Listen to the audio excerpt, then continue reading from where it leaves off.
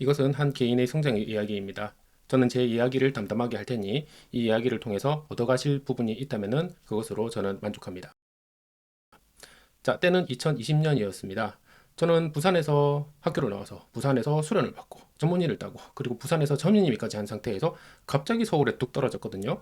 제가 서울로 가자고 의도한 게 전혀 아니었어요. 사실은 이제 제 건강상 문제가 있어가지고 치료를 받으려고 이제 서울에 거주지를 옮기게 되었는데 뭐 어쩝니까? 치료도 받으면서 또 돈을 안 벌고 살 수는 없고 커리어를 뭐 중단을 할 수는 없으니까 취직은 해야 되지 않겠습니까? 그래서 이제 서울백병원의 진료교수로 취직을 해서 치료도 받으면서 일도 하고 있었습니다. 그런데 이제 갑자기 서울에 뚝 떨어지니까 이거 큰일이 난 거예요. 큰일이 난 거예요.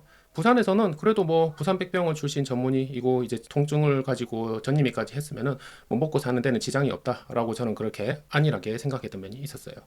그런데 이제 서울에 오니까 이게 완전히 달라졌죠. 서울에 오면은 의과대학도 굉장히 많고, 그 다음에 빅5 병원도 있고, 넘쳐나는 스펙들에, 넘쳐나는 학력들에, 와, 이거는 제가 완전히 이제 피라미가 된 느낌이었어요.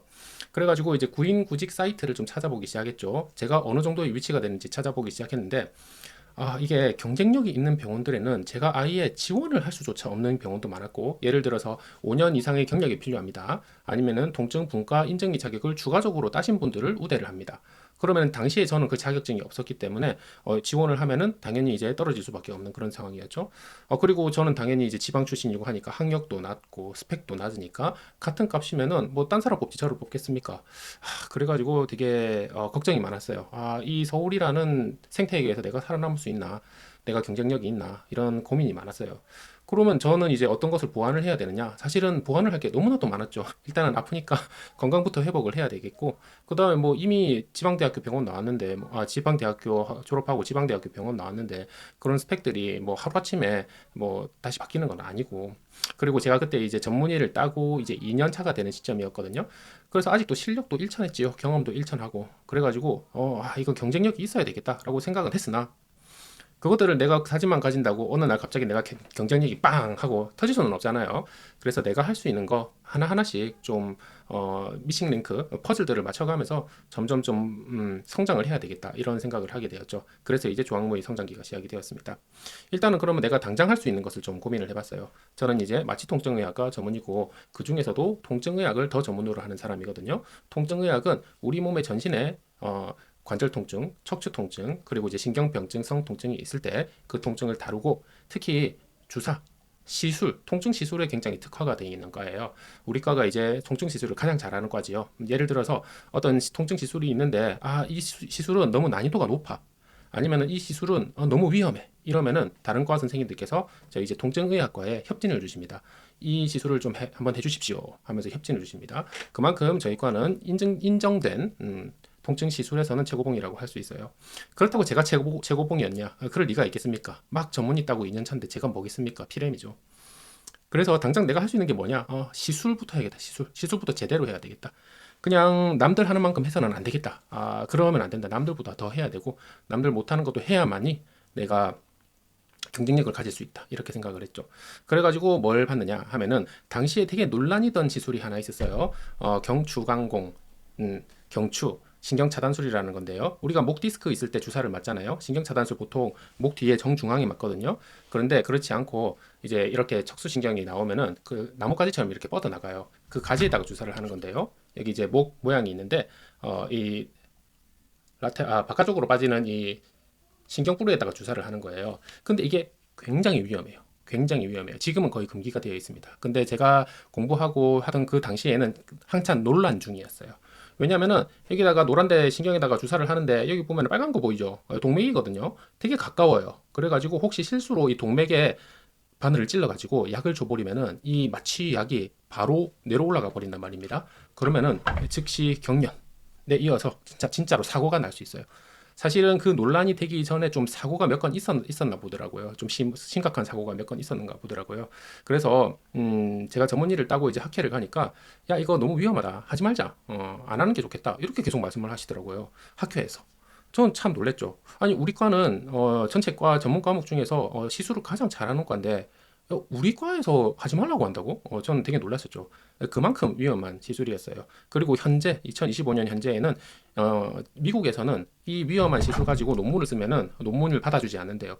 너 왜 이렇게 위험한 시술을 하고 다니냐? 논문 안 돼? 뭐 실어줘. 이렇게 얘기를 한다고 하더라고요.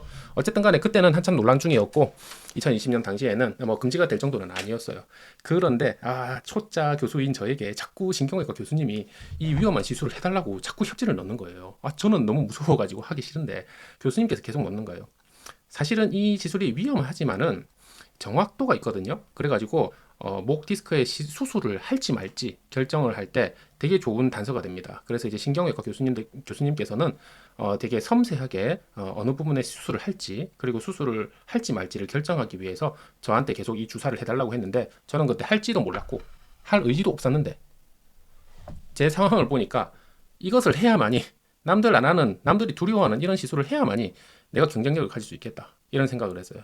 그래서 막 했어요. 막 벌벌벌 떨어가면서 했어요. 이거 이렇게 위험한 거 혼자서 되겠습니까? 당연히 배워야죠. 그래서 다행히 저 그때 이제 서울대병원에서 제 상사로 계시던 최혜랑 교수님께서 너무 적극적으로 가르쳐 주셔가지고 제가 의지를 보이니까 너무 적극적으로 가르쳐 주셔가지고 덕분에 배울 수 있었어요. 그래가지고 이 남들 안 하는 이 시술을 하게 될 수가 있었지요. 그리고 또 하나 더 있는데 그 우리 췌장암을 앓을 때 그 신경 다발이 있거든요. 신경 덩어리가 있어요. 거기다가 이제 알코올을 집어넣어 가지고 그 신경을 죽이는 게 있는데요. 그거는 완전히 차원이 다른 문제예요. 보통은 저희가 이제 통정의학과 의사들이 시술을 할 때 2D 2차원으로 변경을 해가지고 요렇게 주사를 하거든요. 그러면은 표준화가 될 수도 있고 누가 하더라도 이제 어느 정도의 퀄리티를 보장할 수 있기 때문에 2D로 이렇게 표준화를 시키는데 제가 말씀드린 그 췌장암 신경 파괴술은 2D가 불가능해요. 3D로 해야 되거든요. 3차원이에요. 말 그대로 차원이 다른 문제예요. 너무 하기 싫었죠. 무서웠죠. 그리고 그 알코올 다른 데로 뿌려버리면은 실수로 다른 데로 뿌려버리면은 그대로 사고 나거든요. 무서웠죠. 하기 싫었죠. 하지만 해야만 했죠. 왜냐하면 나는 경쟁력이 없으니까. 그래서 그것도 벌벌벌벌 떨면서 했습니다. 최혜랑 교수님께서 가르쳐 주셔가지고 제가 그 배우는데 좀 시간이 많이 걸렸어요. 근데도 불구하고 제가 더디게 성장하는데도 불구하고 최혜랑 교수님께서 은혜롭게 꾸준히 기다려 주셔가지고 제가 어느 날 느낌을 딱 느꼈습니다. 어떤 느낌이냐면은 우리 등산을 할 때 있잖아요. 등산을 할 때 이게 하늘이 안 보이잖아요. 나무만 보이고 땅만 보이고 돌만 보이잖아요. 그러다가 정상에 딱 이르렀을 때 갑자기 하늘이 팍 보이는 그 느낌이 나는 겁니다. 제가 이제 그 신경 파괴술을 여러 건 해가지고 내 걸로 만들었을 때 그때 생각이 들었어요. 이제 됐다. 이제 나 혼자 해도 되겠다. 이제 새로운 시술을 배울 때도 나 혼자 자습하면 할 수 있겠다. 그때 이제 제가 눈을 뜬 거죠. 그 이후의 스토리는 다음 시간에 해드리도록 하겠습니다. 지금 이제 조황무 N 성장기라는 컨텐츠를 만들고 있고 매주 토요일에 릴리즈를 해드리도록 하겠습니다. 저희 이야기를 담았고 제가 사실 뭐 스펙이 뛰어나다든지 뭐 학력이 뛰어나다든지 뭐 제가 뭐 대단한 사람이라든지 엄청 천재 뭐 똑똑하다 저는 그렇게 생각하지 전혀 않아요. 실제로 의대 성적도 좋지 않았고요. 오히려 열등생에 가까웠고요. 그럼에도 불구하고 이런 얘기를 하는 것은 저는 이제 살다가 여러 번 심하게 넘어진 적이 있거든요. 제가 넘어진 이야기들을 하면은 사람들이 다들 깜짝깜짝 놀랄 정도로 심하게 넘어졌었는데요.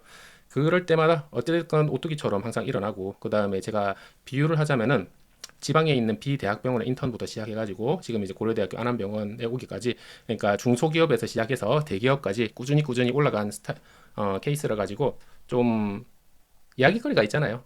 들을만 하잖아요. 재미는 있잖아요. 그래서 이제 제 이야기를 덤덤히 들려드릴 테니까 거기서 얻어가실 부분이 있으면은 얻어가시고 그냥 이제 재미있게 들으셔도 되고 그렇게 해주시면 좋겠습니다. 일주일에 한 번씩 찾아뵙겠습니다. 조항무엔 썰썰썰 조항무엔 성장기는 그리고 제 채널에는 여러 가지 컨텐츠들이 있습니다. 화요일하고 목요일에는 조항무엔 통증 정통 통증 의학 컨텐츠를 말씀드리고 있고요. 그 다음에 금요일에는 조항무엔 팁 통증 꿀팁에 대해서 말씀드리겠습니다. 토요일에는 조항무의 썰썰썰이라고 해서 좀 더 흥미 위주의 재미있는 이야기를 해드리고 오늘같이 일요일에는 저희 성장기에 대해서 한번 들려드리도록 하겠습니다. 그러면 주말 마무리 잘 하시고 다음 주에 뵙도록 하겠습니다. 바이바이.